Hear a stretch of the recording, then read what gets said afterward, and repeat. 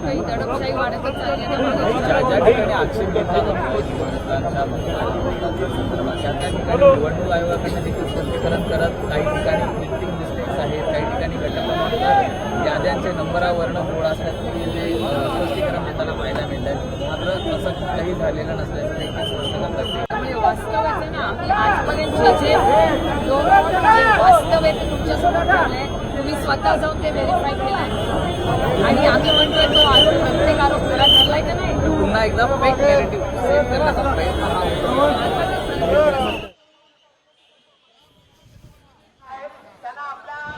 काही वेळातच आता मोर्चाला सुरुवात होणार आहे. आपण बघतोय की काँग्रेसकडून थोरात, ज्येष्ठ नेते बाळासाहेब थोरात आणि विजय वडेट्टीवार हे देखील सहभागी झालेले आहेत आणि जनतेचा आवाज निवडणूक आयोगानं ऐकलाच पाहिजे असं थोरात यांनी काही वेळापूर्वी सांगितलं. सुप्रिया सुळे देखील मोर्चामध्ये सहभागी झालेले आहेत.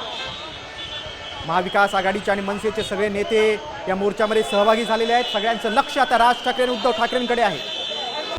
आता isakal.com आहे देशातील नंबर 1 ची मराठी न्यूज वेबसाईट. प्रत्येक अपडेटसाठी isakal.com ला नक्की भेट द्या.